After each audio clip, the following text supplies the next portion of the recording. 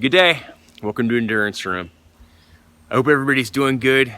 I'm out in the woods going on a little hike. I thought we could talk about making our own gear. This is a subject I've touched on in numerous earlier videos, from making leather leggings, knives, sheaths, different bags, and I'd like to continue that today with the backpack I've got with me. It's modeled after the old school Soviet Veshmeshok, the Russian potato sack.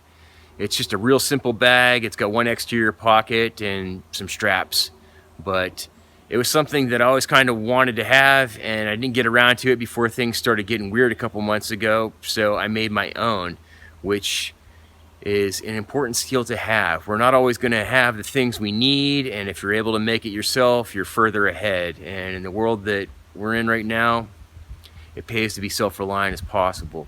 So with that, let's pop it off and take a look at it. And here we have it. It's primarily fashioned out of an old military style laundry bag using black cotton canvas. The exterior quick access pocket on the back there is made out of a gray wool blanket. It was a piece that I had left over from making my anorak. The little bit of white trim is some cotton canvas from a drop cloth that we had used on the longhouse. The button was from my wool coat that I had put antler buttons on. The shoulder straps are fashioned out of a wool belt that was left over from an old 50s wool jacket. I wasn't using the belt on the jacket, so I just cut it in half and used that to fashion my shoulder straps. The bottom portion of the straps is made out of some nylon webbing, and I was going to sew up this buttonhole, which was used on the belt, but I think I'm going to add a sternum strap and use this to help close it off. There's actually quite a bit of room in the bag. It'll carry a good amount of gear, and when I'm not using all that space, what I like to do is cinch it up, and to effect that, I've added in a little wooden toggle, very similar to what you find on your Plash Palatka, and a little paracord loop. And this lets me compress or open up the bag. At the top of the pack, just to get in and out, I've got just some simple paracord. It loops around the top.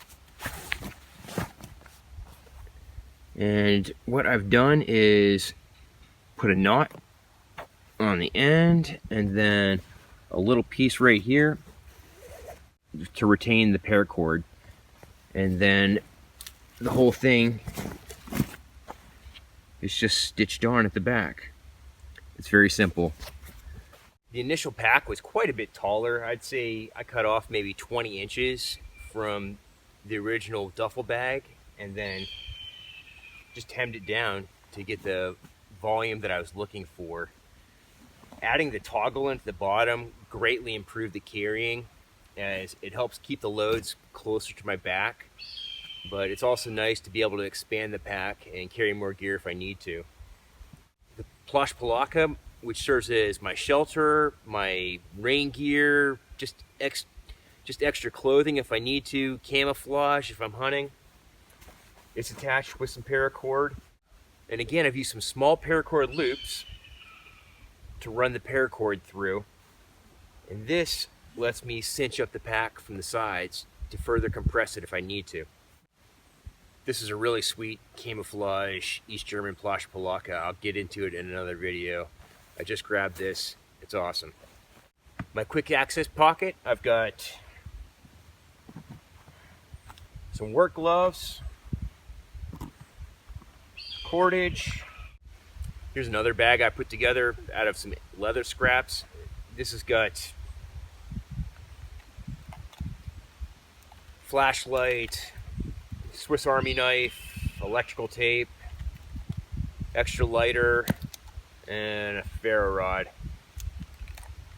It's just some tools and things that I might need out in the woods, and a folding saw. On the inside of the pack, got an ultralight sleeping bag, military space blanket. Typically I use it as a ground sheet. Steel water bottle,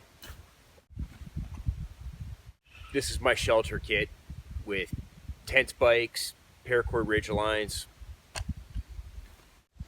And there it is. It's a real simple design, a real simple pack, and like I said, it was something that I always kind of wanted to get my hands on, the Soviet Veshmeshok, and I never got around to it, so I just made my own.